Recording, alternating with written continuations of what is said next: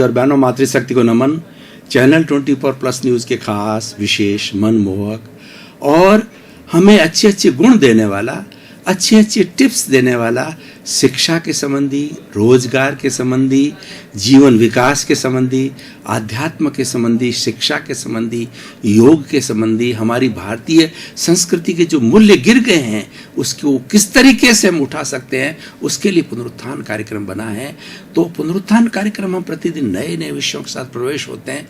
हर विषय को हम होलिस्टिक बनाते हैं, शोधपरक बनाते हैं, सांगोपांग बनाते हैं, ताकि वो हर वर्ग के व्यक्ति के लिए उपयोगी हो सके। तो आज हम एक बहुत दार्शनिक विषय लेकर के, अपनी जो है वो मन की शुद्धि का विषय लेकर के आपके सामने प्रस्तुत हो रहे हैं। आज का विषय है कि मन की शुद्धि मंत्र जप तप की साधना के द्वारा। भाई और बहनों, दर्शक श्रोतागण, बहुत ही सुंदर विषय है। ये मन की शुद्धि की बात कही गई है, तो मैं ये चलना चाहूँगा कि हमारा जो शरीर है, इस शरीर जो हमारा दिखाई देता है, उससे हम प्रारंभ करते हैं। इस शरीर के बाद में इसके अंदर क्या क्या है? इसके अंदर 5 इंद्रियां हैं। सबसे पहले वो स्पर्शन रसन घ्राण चक्षु श्रोत्राणी इंद्रियाणी, 5 इंद्रियों के 23 विषय है। और इंद्रियां हमारे जो बाह्य जगत है, उस जगत के अंदर जितने जितने भी हमारे कार्यकलाप होते हैं, सुख दुख होता है, और हमें जितना भी आनंद की प्राप्ति होती है या हमें भोग विलास की सामग्री मिलती है, उन सब चीज़ों को इंद्रियां ग्रहण करती है और ग्रहण करके मन को दे देती है। ये इंद्रियों का काम है। मन एक मैनेजर का काम करता है, एक नियोजक का काम करता है। मन के 2 कार्य होते हैं। मन का एक कार्य ये होता है कि इंद्रियों के द्वारा जो विषय मन को दिए जाते हैं, प्लानिंग के लिए दिए जाते हैं, उसके ऊपर वह सारी अपनी सांगोपांग जो है वो प्लानिंग करता है और आगे बुद्धि को देता है। मन भी फाइनल अथॉरिटी नहीं है, वो तो मैनेजर है। फाइनल अथॉरिटी तो अभी बहुत दूर है। और मन का दूसरा काम है कि वह भूतकाल की स्मृति के अंदर जा सकता है, वर्तमान काल का चिंतन कर सकता है, और वह भविष्य की जो है वो कल्पना के अंदर भी उड़ सकता है। ये मन का कार्य है। मन के ऊपर चलें तो मन के बाद हमारी बुद्धि आती है। जो मैनेजर का काम मन करता है, इंद्रियों के द्वारा जो विषय दिए जाते हैं उन सब को लेकर के, और वह बुद्धि को दे देता है। बुद्धि एक निर्णय का काम करती है, बुद्धि एक जज का काम करती है, जजमेंट करती है। ये बुद्धि की ड्यूटी है, ये बुद्धि की नेचर है। और वह अगर अच्छा निर्णय करती है तो सुबुद्धि कहलाती है, और बुरा निर्णय करती है तो कुबुद्धि कहलाती है। जैसे कि हमारा जज है, अगर न्यायपूर्ण न्याय देता है तो अच्छा कहलाता है जज, और अगर पक्षपातपूर्ण भ्रष्टाचार करके न्याय देता है तो बुरा न्यायाधीश कहलाता है। तो ये हमारी बुद्धि की बात होगी। और बुद्धि के ऊपर जो है हमारा चित्त होता है। देखिए, विक्षिप्त होता है चित्त है। चित्त का काम है दृश्य दिखाना। जो हमने पूर्व जन्म के अंदर जो जो कर्म किए हैं, और जो कर्म जब उदय में आते हैं, उसके दृश्य सारे जो है चित्त के अंदर बनते हैं। चित्र जो है दृश्य बताता है, और चित्त है वो चेतना की शक्ति है। चित्त है वो हमारी आत्मा, जो चेतना उसके साथ जुड़ा हुआ है। और ये चित्त जो है हमारा ये जो बाहरी शरीर, स्थूल शरीर है, उस पर कार्य करता है। और इसीलिए हमारी आत्मा को कहा गया है अनंत चित्तों वाली है। यानी हमारी आत्मा जो है हर एक कोशिका को शक्ति देती है। इसीलिए जो हमारा पावर का पुंज है, ज्ञान का जो पुंज है, ज्ञान की जो फैक्ट्री है, ज्ञान का जो भंडार है, वो आत्मा है। और वह ज्ञान जो है एक ही कोशिका और हमारी बुद्धि को, हमारी इंद्रियों को, और हमारे मन को, और हमारे चित्त को देती है, हमारी प्रज्ञा को देती है। तभी ये सक्रिय कार्य कर सकते हैं। और बिना आत्मा की हाजिरी के कुछ भी नहीं होता है। ये सारी चीज़ें डेड हो जाती है, डेड बॉडी कहलाती है। जिस तरीके से देखिए कि बहुत बड़ी मशीनरी है, उस मशीनरी के अंदर बहुत लंबा चौड़ा कार्य कर सकती है, लेकिन बिजली प्रवाहित ना हो तो मशीनरी डेड हो जाती है। तो बिजली का काम है, हमारी आत्मा करती है, चेतना का काम करती है। अब उसके ऊपर एक प्रज्ञा होती है, प्रज्ञा आत्मा की प्रतिनिधि होती है, वह कभी गलत काम नहीं करती, वो एकदम हमेशा हमेशा निष्पक्ष जजमेंट देती है। और वह आत्मा की शुद्धि का रिप्रेजेंटेटिव होने के कारण वो जो है हमेशा आत्म विकास की बात करती है। और बुद्धि जब भटक जाती है, बुद्धि को सही ठिकाने लाती है। और उसके बाद में अहंकार भी होता है। अहंकार जो है वो ये कार्य कराता है, सारा निर्णय कराता है। सब कुछ होने के बाद में अहंकार कहता है कि मैं करने वाला, मैंने किया, ये मेरा है, ये घर मेरा, ये परिवार मेरा, पद मेरा, प्रतिष्ठा मिला। और अहंकार के वशीभूत होकर के हम सारा कार्य करने लग जाते हैं। तो भाई और बहनों, दर्शक और श्रोतागण, इन सब चीज़ों के अंदर जो कॉमन है वो मन है। इसलिए मन की शुद्धि की बात कही जाती है। और लोग प्रश्न हमेशा पूछते हैं कि हम जो है जब कभी भी ध्यान करने बैठते हैं, कभी भी ब्रह्म की, भगवान की भक्ति करने बैठते हैं, तो हमारा जो मन है वह बहुत भटकता है। और यूं काम करते नहीं भटकता है, लेकिन जो ही ध्यान की मुद्रा में ईश्वर भक्ति के समय वो कहीं का कहीं चले जाता है और हमें चंचल बना देता है विचारों को। मन के लिए भी कहा भी गया है, मन लोभी मन लालची और मन चंचल मन चोर, मन के मते न चालिए पलक पलक मन और। अब सवाल ये है कि मन की हम शुद्धि कैसे करें।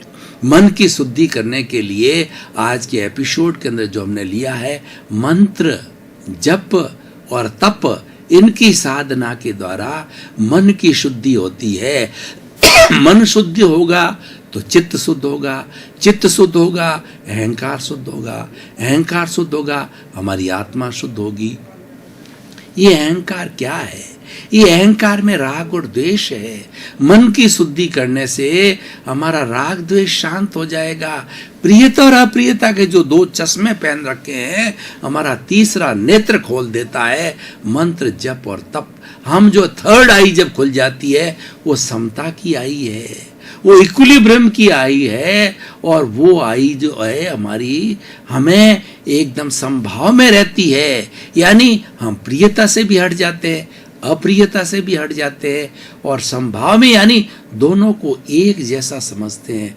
लाभ, हानि, सर्दी, गर्मी, कष्ट और जो है आराम और प्रतिष्ठा और तिरस्कार, सब को हम एक जैसा समझने लग जाते हैं।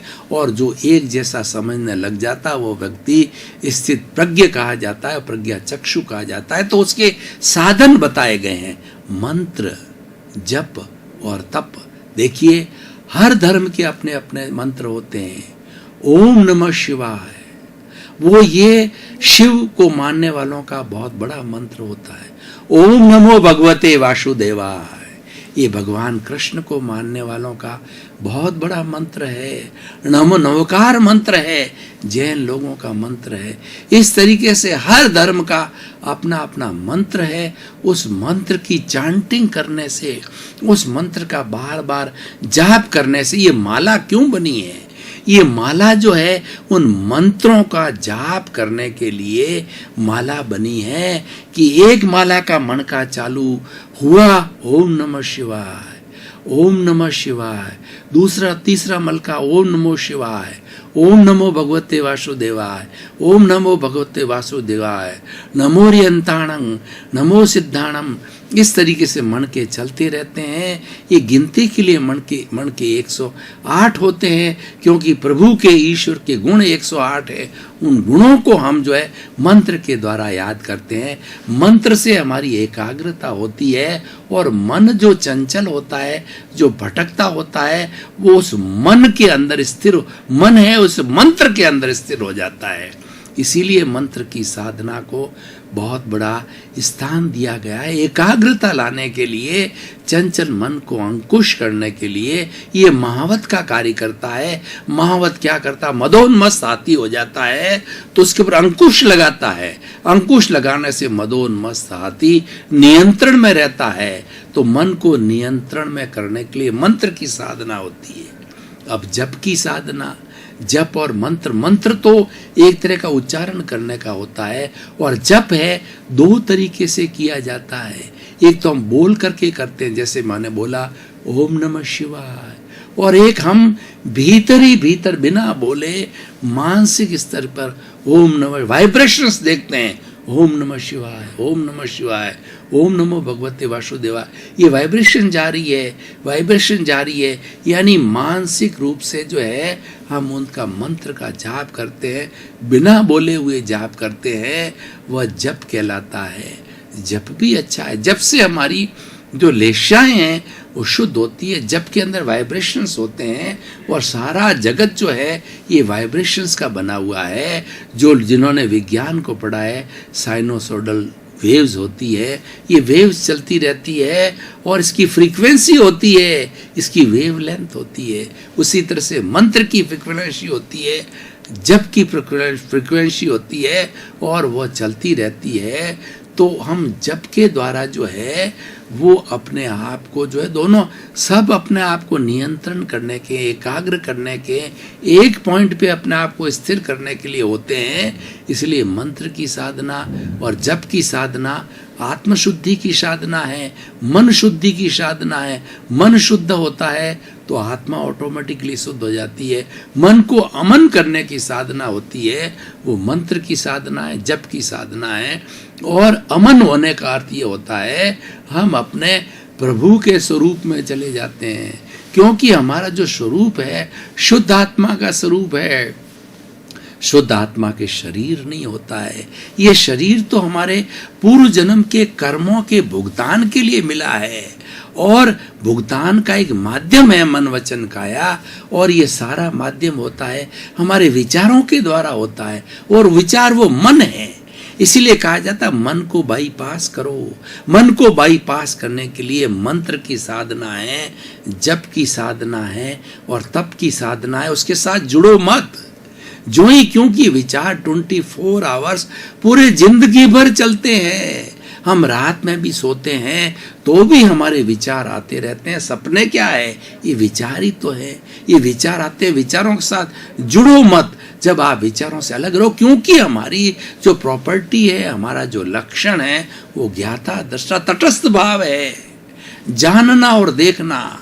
जो हमारा विचार है, हमारा जो मन है, वो दृश्य है, और मैं तो दृष्टा हूँ, मैं तो उस मन को देखने वाला हूँ, उस विचार को देखने वाला हूँ। मन जड़ है, विचार जड़ है, उन जो जड़ वस्तु को खाली देखने वाला हूँ, जानने वाला हूँ कि ये विचार चल रहा है। उसके साथ जुड़ो मत। जुड़ने से क्या होता है, राग और द्वेष जुड़ता है, वो चंचलता पैदा करते हैं।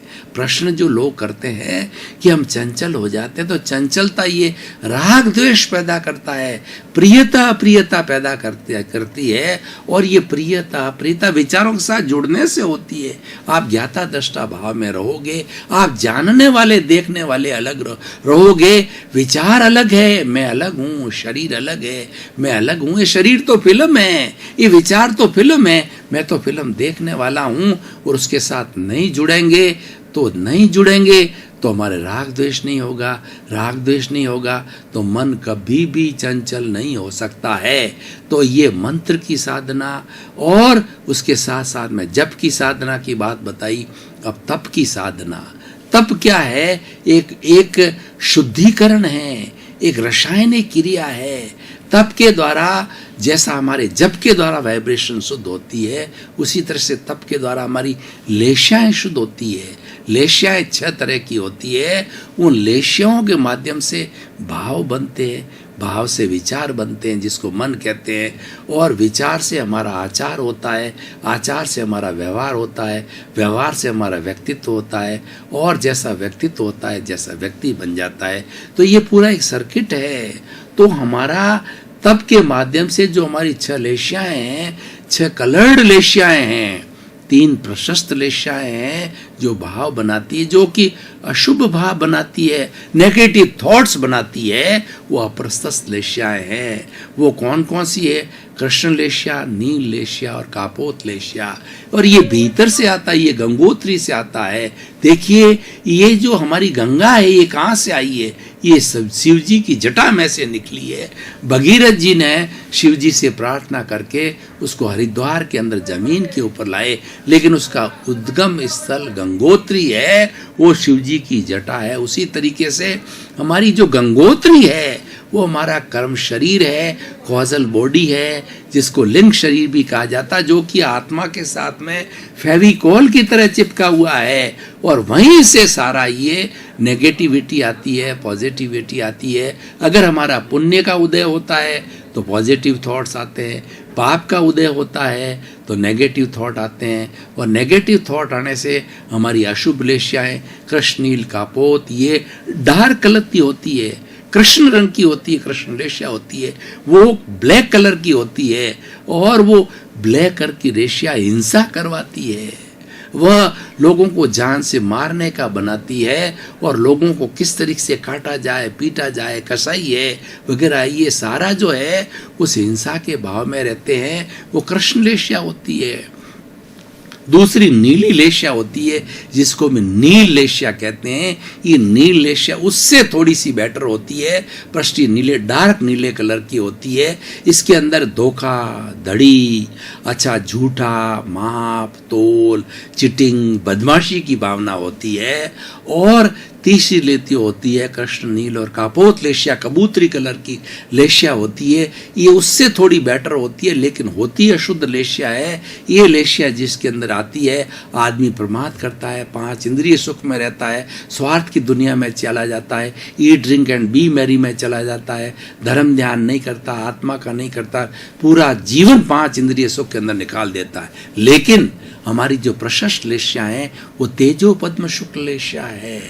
ये हमारी आत्मा के प्रॉपर्टी से जुड़ा हुआ है। तेजो लेशिया जो है वह हमारा जो उगता हुआ सूर्य है, पिंक कलर की होती है, और ये ब्राइट लेशियाएं होती है तीनों। ये वाइब्रेशंस ब्राइट होते हैं, ये कलर्ड होते हैं, और ये भाव गंगोत्री से आते हैं। जब शुभ भाव आते हैं तो ये तेजो लेशिया हमें शांति देती है, हमारे भीतर पीस होती है, मेंटल पीस जो हमारे जीवन का लक्ष्य होता है, रोम रोम पुलकित हो जाता है, ये हमारी तेजो लेशिया देती है। पद्म लेशिया गहरे हल्दी के कलर की जैसी पीले रंग की होती है, और ये ब्राइट कलर की होती है, और ये हमारे जीवन के अंदर जो है वो प्रसन्नता से भर देती है। जीवन आनंदित हो जाता, पुलकित हो जाता है, रोम रोम आनंद से भर जाता है। तो हमारी तेजो लेशिया जो है हमें शांति देती है, पद्म लेशिया जो हमें आनंद देती है, और शुक्ल लेशिया एकदम वाइट कलर की, ब्राइट वाइट कलर की होती है। ये प्योरिटी होती है, ये एकदम शुद्ध आत्मा के रूप के अंदर होती है। और जब ऐसी हमारी भावना होती है तो हम किसी को कष्ट नहीं देते बल्कि मदद करते हैं। ऐसी प्रशस्त लेशिया वाला व्यक्ति जो है, वो शुक्ल लेशिया वाला जो है, लोगों के परार्थ के अंदर परमार्थ में चला जाएगा, साधु बन जाएगा, लोगों का भला करेगा, परोपकार करेगा, और गृहस्थ जीवन के अंदर है तो खूब चैरिटी करेगा, लोगों के लिए सुख सुविधा, ट्रीटमेंट की, हेल्थ की, पढ़ाई की, लिखाई की, और मूक बधिर लूले लंगड़े अपाहिज जितने भी अभावग्रस्त लोग हैं उनके प्रति उसके भीतर करुणा का भाव पैदा होगा, और करुणा के पैदा मदद करना चाहेगा। और ईश्वर ऐसे लोगों को साधन भी देते हैं, और उस धन से उन सब की वो मदद करता है। इसी कारण आज हमारा समाज चल रहा है, इतने मंदिर बन रहे हैं, इतनी धर्मशालाएं बन रही है, इतने हॉस्पिटल बन रहे हैं, इतने जो है हमारे रैन बसेरे बन रहे हैं, इतने एजुकेशन की सुविधा हो रही है। ये सब ऐसी ये लेशिया जो है ये शुक्ल लेशिया करवाती है। तो ये सब किससे होता है? तप की साधना से होता है। तप जो है शुद्धिकरण है, शोधन करता है। तप के जो है 12 भेद होते हैं, 6 बाह्य भेद होते हैं, 6 हमारे भीतरी भेद होता है। अनशन, उनोदरी, भिक्षाचरी, रस परित्याग, काय कलेश, प्रतिसलनीनता, ये बाहर के तप हैं। वो भीतर के तप है प्रायश्चित, विनय, वैयाव्रत, स्वाध्याय और ध्यान। इसकी विवेचना में मैं नहीं जाऊंगा, क्योंकि इसको विवेचना करने में बहुत बड़ा समय लगेगा। तो भाई और बहनों, दर्शक श्रोतागण, आज के इस विषय को हम कसौटी पर कसें तो देखेंगे कि आज जो सिनेरियो के अंदर जितना भी बिखराव हो रहा है, जितना बिगाड़ हो रहा है, आज व्यक्ति अशांत है, आज व्यक्ति हिंसा कर रहा है, आज घरेलू हिंसा हो रही है, सामाजिक हिंसा हो रही है और अनैतिक कार्य हो रहे हैं, चीटिंग हो रही है, असंवेदनशील हो रही है, पिता जो है अपने पुत्र को मार रहा है, पत्नी अपने पति को मार रही है, अपने संतान को मार रही है, रेप के केसेस हो रहे हैं, आतंकवाद हो रहा है, कितनी कितनी जो घटनाएं हो रही है, इन सब का कारण है कि व्यक्ति का मन चंचल हो गया है। उस मन की चंचलता को मिटाने के लिए हमें अध्यात्म लाना चाहिए। वो अध्यात्म के मंत्र की, जप की और तप की साधना है। इसको बहुत से विस्तार में किया जा सकता है। इससे हमारा शोधन होता है, शुद्धिकरण होता है। देखिए, दो तरह के नियंत्रण होते हैं। एक तो बाहर का नियंत्रण होता है, बुजुर्गों से नियंत्रण मिलता है, समाज से नियंत्रण मिलता है, सरकार से नियंत्रण मिलता है और हमारी जो न्याय व्यवस्था है वो हमारे पे नियंत्रण करती है। हम अंकुश में रहते हैं, हम अनैतिकता नहीं करते, बदमाशी नहीं करते, लेकिन ये टेम्परेरी फेज है। लेकिन अगर परमानेंट जो हमें नियंत्रण करना है वो शोधन है। शोधन की प्रक्रिया भीतर होती है। भीतर शोधन करने से एक डाकू संत बन जाता है, एक व्यक्ति जो है संन्यास अवस्था को आ जाता है। इसीलिए कहा गया जिसका भीतर बदल गया उसका सब कुछ बदल गया। भीतर, क्योंकि भीतर हमारे जो शुद्ध आत्मा परमात्मा विराजमान है और वो परमात्मा 84 लाख जितने भी जीवित प्राणी हैं उस सब में एक सा ही परमात्मा है। उसके अंदर कोई भेद नहीं है। चींटी, बिल्ली, कौआ, पेड़ पौधा, मनुष्य, 33 करोड़ देवी देवता, ईसा मसीह और जो है भगवान राम, कृष्ण, महावीर, 24 तीर्थंकर, कुरान के जो है अल्लाह, किसी को देख लीजिए वो सारे एक से हैं क्योंकि वो शुद्ध रूप के अंदर है। और जो ये भेद दुनिया में दिखाई दे रहे हैं, हर एक के अलग अलग शरीर है, वो अपने कर्मों के अर्जन के कारण है, कर्मों को भुगतान के कारण इसे परिवर्तन दिखाई दे रहा है। इसलिए भाई और बहनों, दर्शकगण, श्रोतागण, हमें गंगोत्री में जाना चाहिए, हमें भीतर जाना चाहिए, हमें परमात्मा के जगत में जाना चाहिए। दर्शकगण, श्रोतागण, भाई और बहनों, आपका बहुत बहुत धन्यवाद। पुनरुत्थान कार्यक्रम टॉक ऑफ द टाउन बना हुआ है और आज हमारे शहर के अंदर उसकी बहुत चर्चा है कि अच्छे अच्छे विषय दिखाए जा रहे हैं, उसमें लोगों का हृदय परिवर्तन हो रहा है, लोगों में बदलाव आ रहा है और हमारा उद्देश्य भी यही है, सर्वे भवन्तु सुखिनः सर्वे भवन्तु निरामया। इस विश्व के जो 7 अरब की जनसंख्या है उनको सुख मिले, शांति मिले, आनंद मिले, प्रेम मिले और मोक्ष मिले और वो सिद्ध बुद्ध होकर के अक्षय सुख को प्राप्त करें। इसी क्रम के अंदर आपका जीवन आनंदमय हो, मंगलमय हो, सुखमय हो। आप शतायु होकर के परोपकार करें, जनता की सेवा करें, आपके प्रति मंगल भावना।